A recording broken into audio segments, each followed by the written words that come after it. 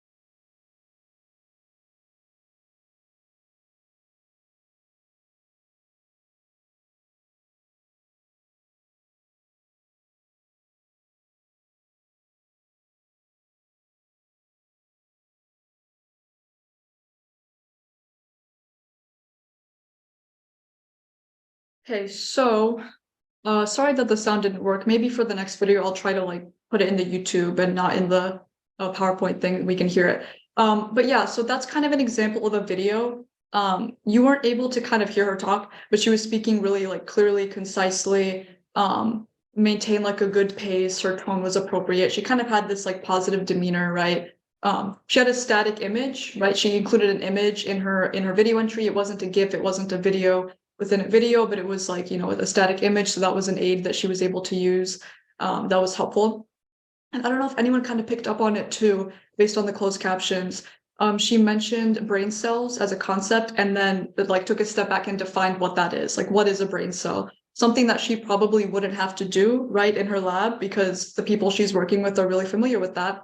But maybe a layperson or someone who's not super familiar with that would need it to be defined. So kind of that's just an example of how you might need to not assume that someone knows as much as you do about a subject matter and kind of like accommodate for their level of knowledge, if that makes sense. I don't want to say dumbing it down at all, because that's not what it is. It's just accommodating for someone else's level of understanding. Yeah, does that kind of make sense? Okay. I don't know if they can talk back to me or not, but yeah. Okay. Okay, yes. So I think something that'll be helpful to keep in mind as you even begin to think about how you'll approach this entry is why do people in general research? You know, what kind of drives people to do this sort of thing? I think ultimately people research to answer questions that satiate their own curiosities, right? Like when you think to, you know, like the curiosities that people have, like what's the burning questions that they have regarding things that interest them, what keeps you awake at night, right? Like what keeps people awake at night, what makes them kind of commit to 6-year-long PhD programs and, you know, master's programs that are really intensive, why do people commit themselves to that, to learn these questions and try to find answers to them? I think that's really helpful to talk about. So not only kind of having questions and wanting to answer them, but also wanting to educate ourselves and others. I think people research for those reasons as well, right? So yeah, I think that when it comes to research, people who conduct it, who seek it out, are very intelligent to some extent. Intelligent, inquisitive, have a curious nature, right? So that's kind of the general traits that these people share. So when you think about it, you're going to be competing against equally curious people, equally intelligent people, maybe people who are in the same field as you, and maybe are even asking the exact same questions that you're asking with your research and trying to answer with your research. So then you kind of have to think, okay, well, what sets me apart, or what will set my video entry apart and my research apart from the others if we're all kind of at this baseline level of excellence, So I think it's helpful then to ask, okay, well, if we know what causes most people to research in general terms, like, why do I research? Why do I decide to do these things? Why do I have the academic interests that I do and pursue them in the way that I do? This around. So this is, I'm going to kind of like cover 3 main ideas in terms of why you specifically research. And these aren't things that you need to write down necessarily, or even include in your script, like the text that you'll be speaking in the video entry. I think these are just questions and ideas that are helpful to keep in mind for yourself, because I think when you define to yourself why you're doing what you're doing, like really sit and ask yourself, why am I researching this particular subject matter? Why am I dedicating so much of my time and energy and money maybe into it too? That will kind of sharpen it for you. It'll sharpen and clarify your own interests and your own progress for you. And then that will kind of, if not be directly included in the text of the script, it'll at the very least inform it and help the viewer better understand why you do the things you do, because you will better understand why you do the things you do, if that makes sense. Okay. So I think what's helpful is understanding why you're even, researching. What is your reason? What specific experience or maybe series of experiences led to your initial interest, sparked that desire, served as a catalyst, right? This could have been maybe an early life experience or a fundamental aspect of your identity that you've had since birth that kind of like shaped your interests and desires and goals in the academic sphere. So for example, maybe, when it comes to like an early childhood experience, maybe you grew up in a family that was, poor, financially not well off at all, and you kind of struggled knowing from a young age what it's like to go hungry, not have access to certain opportunities, that sort of thing. And maybe that kind of informed your understanding of the world and encouraged you to pursue social work at the graduate level or become a social worker. Maybe conduct research about educational inequalities and how you can make things more equitable, make certain resources that weren't available to you as a kid more available to, the new generations of children in school. So that would be like an example of, an early childhood experience or early life experience or fundamental aspect of your identity kind of informing your research, your reason for researching. And I also think too, like a lot of researchers too, what kind of informs their desire happen a little later in life, right? So maybe the catalyst that triggered that initial academic interest didn't happen during their childhood. Maybe it happened during their, adulthood, younger, later adulthood. Maybe, a person has been working as an educator or a teacher of some kind for years, and they, kind of learn the ins and outs of the system, the inequalities, or maybe certain aspects of like children development that interested them. And then that kind of like led them, oh, okay, maybe I want to go back to grad school and research this thing and then later apply it once I, graduate. So that would be kind of an example of a later life catalyst as opposed to an early life one, if that makes sense. But it's all just as impactful. If it was something that shaped your desire for researching something, then it's important and it's special and it's unique to you. And that's something to keep in mind, like, oh, like, why do I do what I do? Thinking about the things that maybe informed your decision making and shaped your academic interests. If that makes sense. If I'm going too fast or if I'm speaking too fast, feel free to tell me. I haven't been on Zoom in a while, so I'm not even looking at anyone. I'm just looking at the screen. I'm like, yeah, I don't know what people's responses are. Okay, also, once you kind of have a sharper understanding of why you do what you do and, what maybe the reason was for being interested in a specific field or subject matter, then you can kind of think back to like, oh, what kind of questions did I have at the time? Like what questions, as we said before, keep me awake at night, make me want to learn more, like stay up late and like just try to like discover them. It's like a puzzle you want to uncover.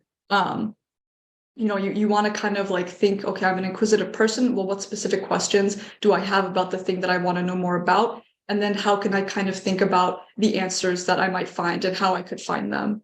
I think that that's important too, to understand like what kind of motivates you in terms of intellectual curiosity, if that makes sense. Okay, and I think it's also helpful to think about this third and final thing before even writing the script for your video entry. Thinking about, okay, I have this reason for why I got interested in this thing I'm in now. I had these questions I want to answer. Well, now what are the answers that I found by doing this research? Okay, what are the answers? What do they mean to me? What have I like concluded from my research, from this project, from this manuscript thesis, what have you? And then also to make it maybe more meaningful to you, ask yourself, okay, well, what action am I going to take next? Like, what have I been spurred to do, right? Like, what are my next steps? So, maybe you concluded something that you didn't expect to conclude. The answer to the question you initially proposed is maybe something you didn't expect. It's something that, maybe contradicted what you expected to happen, how will that kind of push you to keep going? Maybe learn more, research in a different way. Maybe, what steps will you take? Will you apply what you've learned in the laboratory or, in the field or in the lab or whatever, and apply it to the field, if that makes sense? So kind of always looking to the future, right? We looked at the past a little bit with establishing our reason for researching what we research. And then we also kind of want to look towards the future too.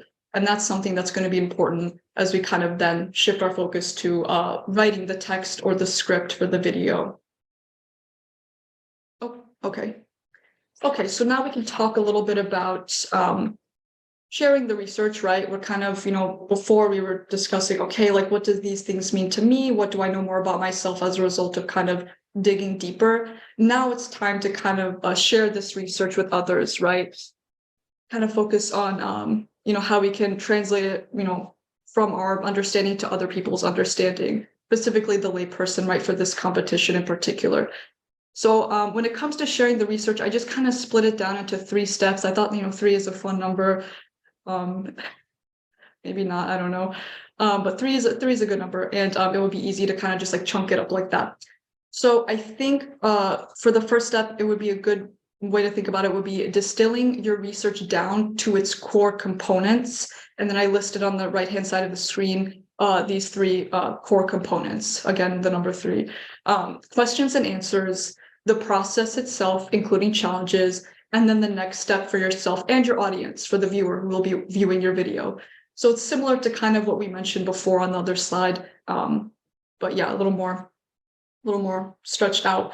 So when it comes to questions, I think establishing the questions that you had for yourself at the beginning of the research process, and then the answers that you found will be very helpful for the viewer, because the viewer kind of wants to have that established very quickly and concisely. So kind of explaining like, this is the question that I had, right? And then this is the conclusion that happened at the end of the research. You don't have to detail the research at this point yet, and just kind of detail like, oh, the questions and the answers or answer that I got from it. Then you can kind of detail the actual process by which you research something, right? So detailing, the method of collecting data, the data that was collected, the data itself, maybe the methods you undertook to analyze said data, maybe, where the research was published or how the research was applied in this certain instance, talking about the process of actually doing the research itself. So kind of like the meat of it, if that makes sense, like the meat of it.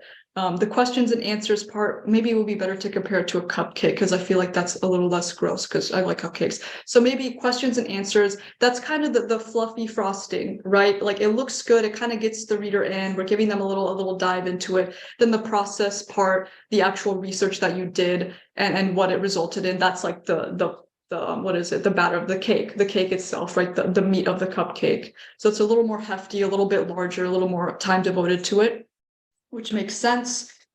And so I think it's also something, this would be interesting to do for people it applies to. So when you're talking about the process by which you research the subject matter or the issue or whatever, it would be helpful and interesting and add texture to your video entry to mention any challenges that you encountered, right? So not challenges in your personal life, but challenges specifically in relation to the research. So maybe, I think I mentioned earlier, like maybe you had certain expectations for how you expected the project to go and what the results would be. Maybe the end completely flipped your expectations. It completely contradicted what you originally thought.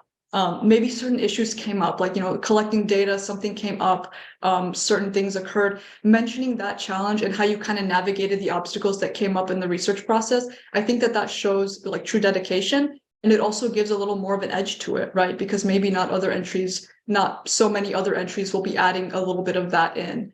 That's something that makes it unique to you, right? To you and your entry. So I think that that would be fun to keep in mind as you're writing the script for your entry. And then, of course, the final thing that you can hit on in terms of the core component is the next steps, nodding towards the future, right? We mentioned that earlier, wanting to nod to the future to yourself to then later kind of translate that to the audience, right? So kind of saying, okay, well, we got this research, what can we do with it now? Or maybe, even spurring the audience to do something on their own, like kind of directly engaging the audience. So let's say, you did something environmentally related with your research, right? Maybe kind of, throwing it back to the audience member, the viewer, and saying, okay, now you have this knowledge. What can you do with it? What can you do to like help the earth with it? What can you do in your daily life? How can you contact certain legislators, blah, blah, blah, to change law in your local areas, that sort of thing. So kind of directly engaging the viewer can be another way to get them feel a little more in connection with the research that you just presented. So I think that that would be helpful. Does that make sense? Okay. Yeah. I forgot. Okay, thank you. I keep forgetting. I don't know if they could talk or not, like on the Zoom, but okay. So yeah, I also think another step that we can keep in mind out of the 3 steps, number 2 is focusing on construction and time constraints.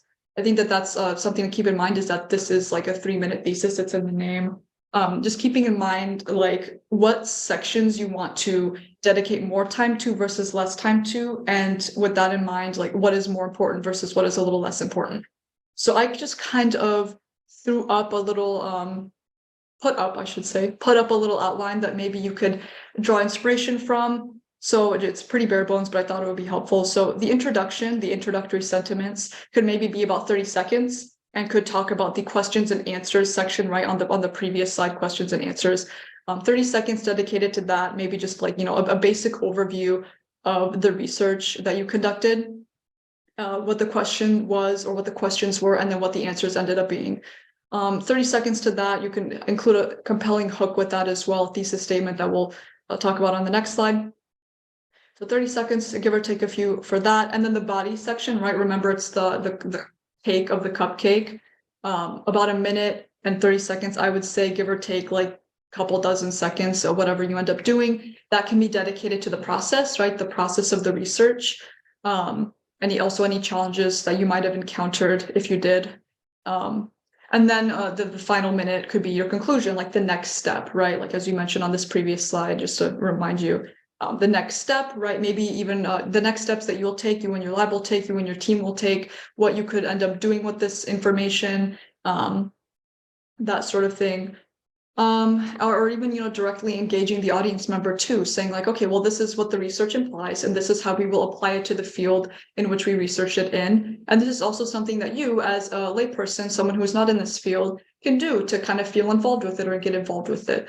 I think that that would be a very interesting way of directly engaging the viewer that other entries might not do. And again, this is just a bare bones outline. So if you dedicate more time to one thing, or maybe you organize it differently, that's completely fine. You have different sections. That's normal. You do what's good for you. This is just kind of a suggestion. Sorry, there's a motorcycle outside. Let me move this up. Okay. So this isn't step 3 quite yet. This is 2A, 2.A. The last one was 2. So this is 2.8. So I wanted to kind of focus a little bit more on making the language clear for the viewer who will not be as familiar with the material, or may not be as familiar with the material that you are presenting. So taking a closer look at construction.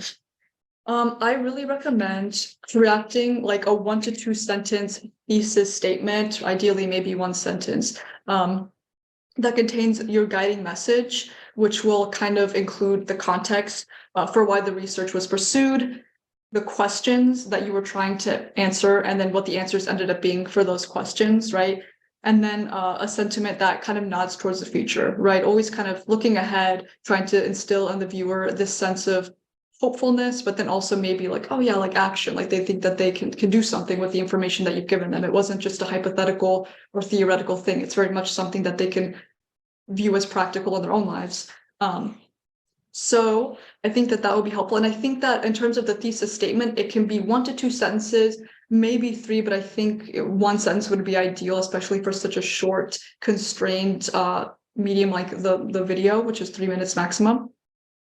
And I think that ideally it would be best to put the thesis statement with the guiding message and all of the details there at the end of the introduction, at the end of the introductory sentiments, or at the very, very, very beginning of that kind of process section, maybe just to kick it off. But definitely don't like put it at the end, put it more towards the beginning. So the reader or the viewer kind of has this idea of like, okay, like this is kind of the guiding message. That's the thing that kind of lights up in their head, right? When you clearly outline and say that these were the questions, these were the answers, this is, you know, what the research implies will happen in the next upcoming years, if that makes sense. So I know it's kind of hard to maybe visualize these things. So I gave an example on the board in the PowerPoint. So an example of a thesis statement could be something like, for years, educators have been led to believe that the earlier a child learns a language, the sooner they develop fluency. But our research suggests the opposite and could change the landscape of language learning for years to come. Okay, kind of a long sentence, but you know, do you kind of get what I was mentioning earlier, where you have the guiding message, including the context, right? For years, educators have been led to believe this certain idea. The context for why the research this person did even came about in the first place. Maybe they wanted to challenge that idea. Maybe they didn't agree with it. Maybe they were an educator who saw in the classroom like, oh, that's not, I'm seeing something completely different in the practical setting. So that would be kind of the context.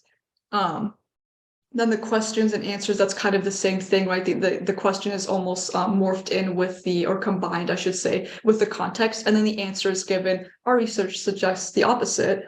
And then also that nodding to the future, right? Could change the landscape of language learning for years to come. So that kind of those 3 chunks being put into this 1 sentence, where it gives like a summary, right? A summary of everything you're going to talk about in those 3 minutes in about like 10, 15 seconds right away. So the reader kind of, or the viewer, I keep saying reader, viewer knows what to expect and prepare for. Do you know what I'm saying? I don't know. I know when I read a hefty text, it really helps me to have like a statement just to kind of outline, okay, this is what's going to be talked about. These are kind of the main ideas to like, we'll ping your interest. So we'll mention it at the beginning. And then I kind of know like, oh, like here's a little outline I can follow step by step, like in chronological order almost, where I don't feel lost. Like I don't feel lost in the script, or I don't feel lost in the text. So I think that that will be helpful when it comes to you writing your script, and then it'll be easier for your audience to like know what you're saying and understand where each idea is leading to. It won't seem like just a big jumble of ideas. If that makes sense. Oh, okay. Okay, I guess we actually don't need sound for this because it's not about sound. So the third step when it comes to actually writing the text, it's delivery, right? Delivering the message through your words, through your body language, that sort of thing. So I kind of wanted to show you a little clip of Mr. Bean. I think you guys probably know who that is. Rowan Atkinson, I don't know. So here's like a little clip. We probably won't watch all of it, I don't know. But it's just him taking an exam. And I just want you to note, he doesn't speak at all during this clip. And I just want you to note like the body language, the facial expressions, just kind of like the energy he has and how you're able to identify exactly what he's feeling, even though he doesn't say anything. Like, you know what he's saying without him even saying any words. So I'm just going to play the clip, and we actually don't need sound because, you know, that's even better. But he's taking an exam. So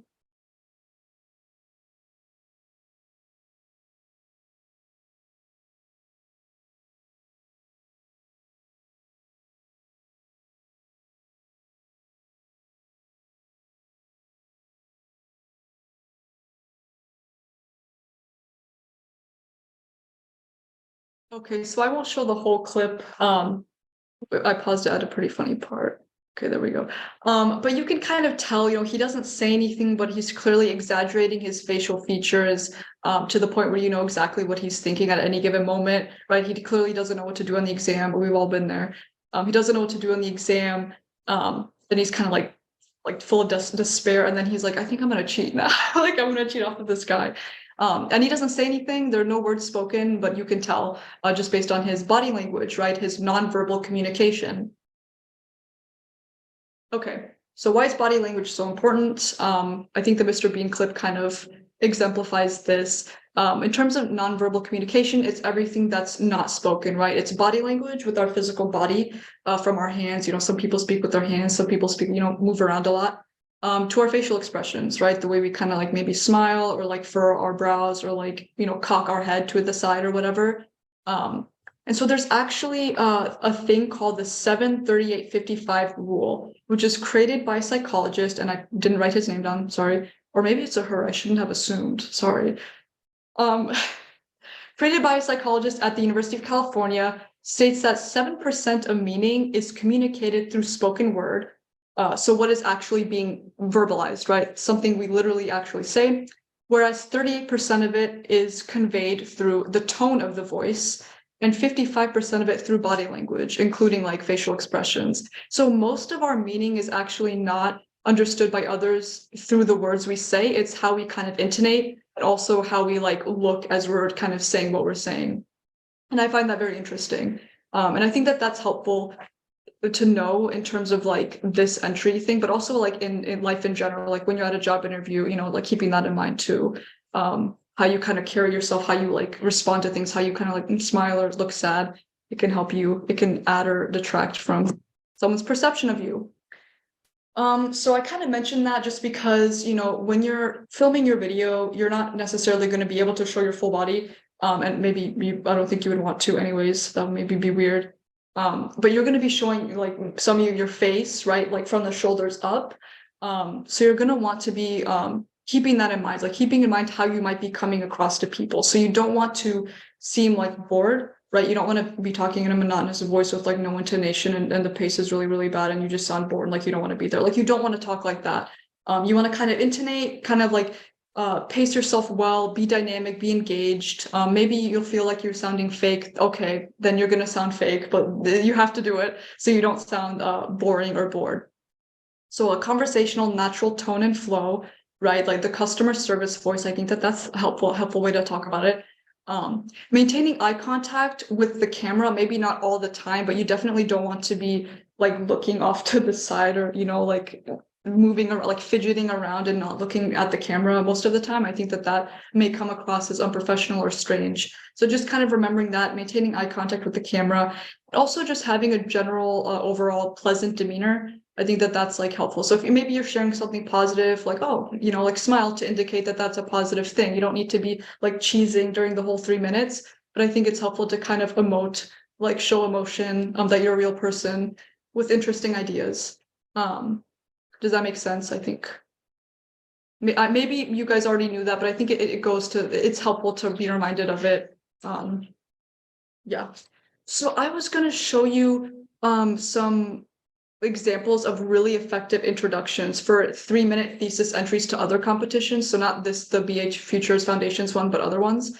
But I'm not sure if the sound will work. I think I'm going to try to see, I'll stop sharing and then I'll try to open these links in YouTube and then I'll share again and I'll see if the audio will work. If not, I'll just drop the links in the chat because these are really good 3-minute thesis entries. So like the first two are like researchers who, for their introduction, they use hypothetical scenarios. So they immediately engage the viewer. They're like, one of them is about Alzheimer's or something like that. And she's like, oh, like imagine that you are dropped in the middle of a foreign country. You don't know how to speak the language. You don't know where to go. How would you feel? So immediately she kind of makes a connection with the reader, makes them put themselves in the shoes of someone who she has researched about. So that's really like a really engaging, helpful way to kind of like get the readers or get the viewer's attention. I'm sorry, I'm an editor, so I keep saying reader. I mean to say viewer. But that's a really smart way of kind of having a compelling introduction that's unique and unique to your research. And the other one was like a humorous one. A woman is in Australia doing the 3-minute thesis presentation, and she mentions like, oh, I've been researching the most dangerous animal in Australia, and no, it's not drop bears. And that's kind of like the joke there, that drop bears are really dangerous in Australia, but they don't exist. And then the audience like laughed at that. She did it more funny than me. Like it's funny when she says it. But I think that humor is another way to kind of have a really compelling introduction. So it doesn't have to be, you know, this really boring, for lack of a better word, a really boring introduction. It can be a dynamic, it can be engaging, it can be creative.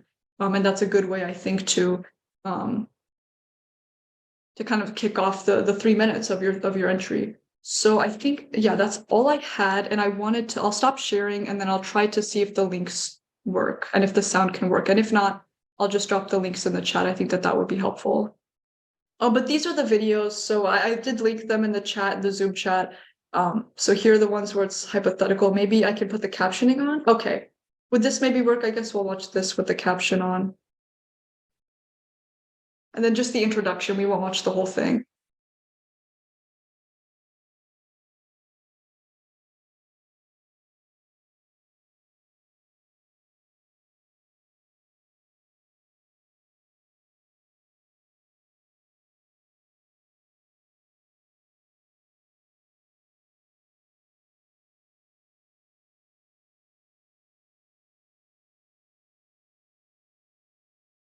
Okay, so do you kind of see, based on the captions, hopefully you guys could read them. I'm not sure if it showed up on the screen. But did you see how she was like, oh, imagine this hypothetical situation where you are feeling at a loss. This is how these people feel every day with this condition. So I thought that was an incredibly smart way of introducing her idea. Here's another one where it's a bit of a hypothetical too. Maybe there's captioning. I believe there'll be captioning.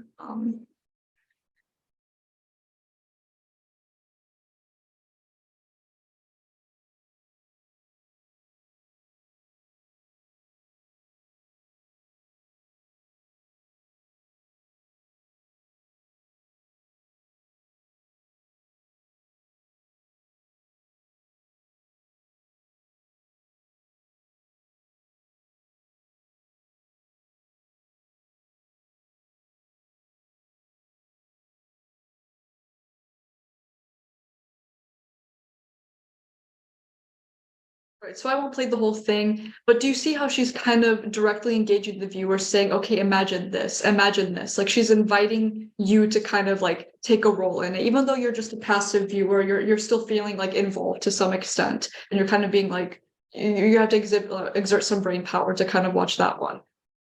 This one's much shorter, so this is just like the introduction. Oh, there's no captioning, so actually never mind. So we won't watch that one. We'll stop the share.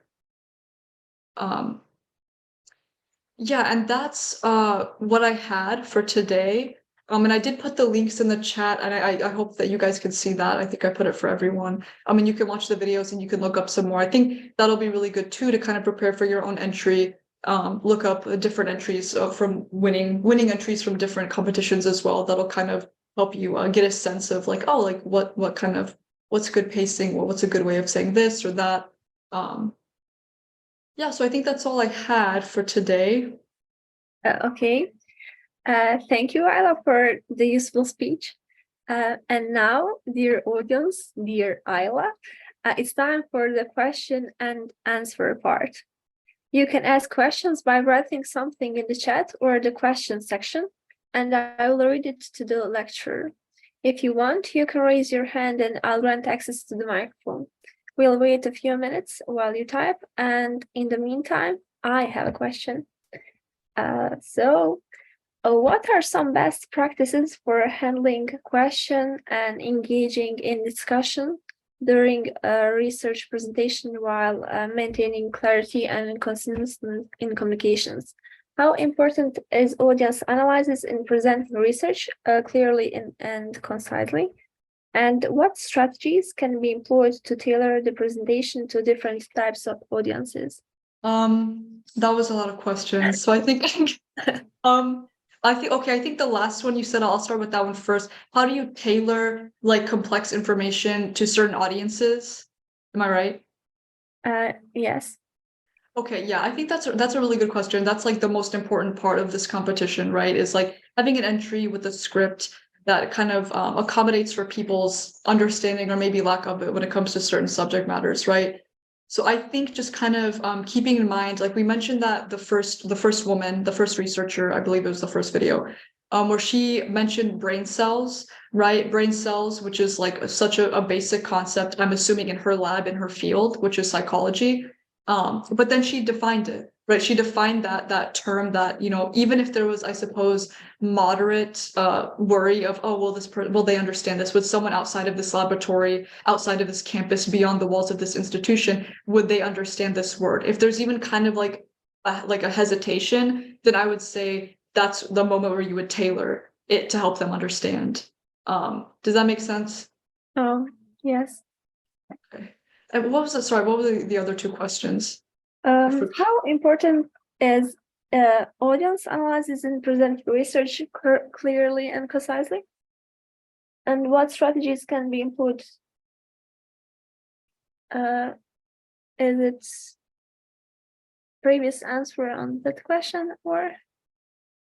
Oh, okay, so you're asking like, so in terms of like what the viewer's opinion would be of certain information being presented?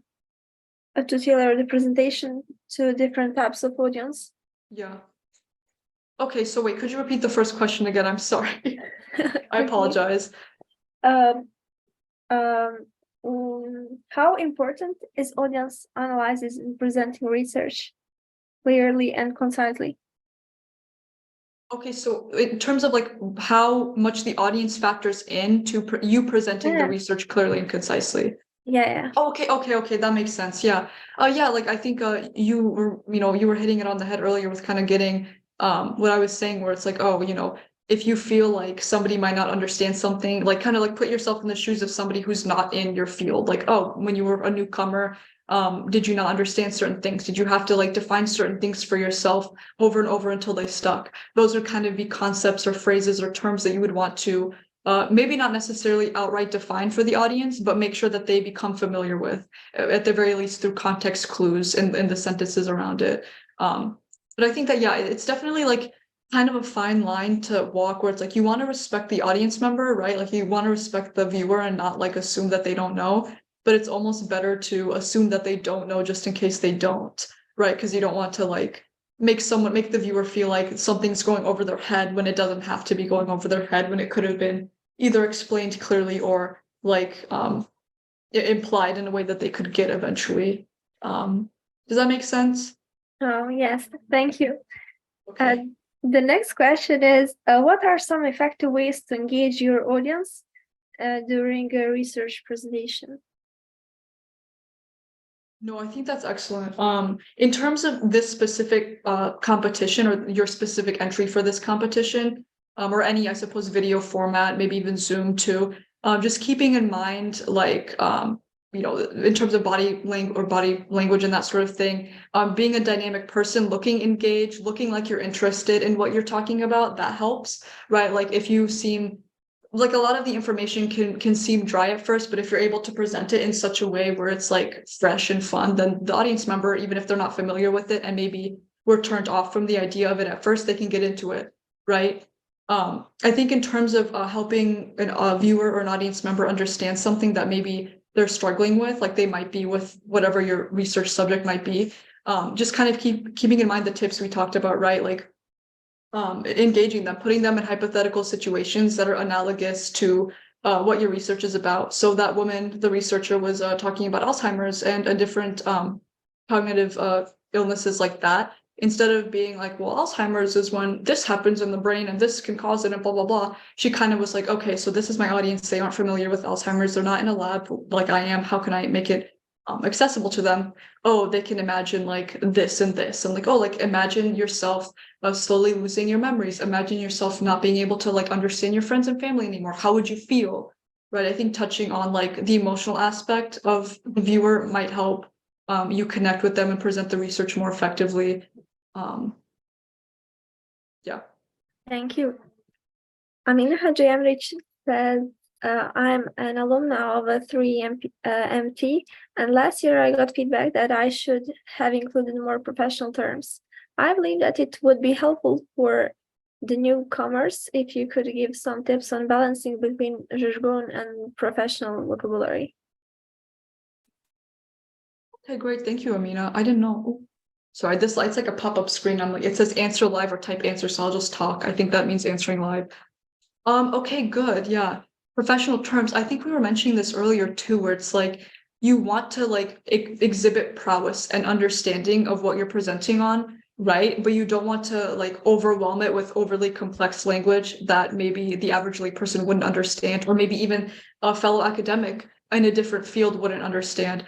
So I think including more professional terms, if that's the feedback you got, then certainly follow that feedback. But as we kind of mentioned, define those terms, right? So use the professional terms, use the like field specific language or jargon, but then kind of make it accessible to the layperson. So like define it, maybe outright define it, maybe compare it to a different word, right? So like that woman, the researcher, she didn't like define Alzheimer's necessarily, or only defined Alzheimer's. She also presented it in a way where like the viewer, whoever they might be, would understand what it felt like to have that illness and what it would feel like to slowly succumb to it. So I would say include more professional terms or terms related to your field, but then also kind of define them in directly or indirectly, as we mentioned. So directly either by giving a straight up definition, like the woman who did with the brain cells, or indirectly by kind of making a comparison like the other woman did in the one video about Alzheimer's. So that would be it from question and answer section. And dear all, thank you for your time and for supporting our work. You can follow the work of the Foundation on all social channels, like and comment. We will hear from you next week or month with a new topic and a new lecture. I wish you a pleasant rest of the evening. Thank you. Thank you. Thank you everyone for coming.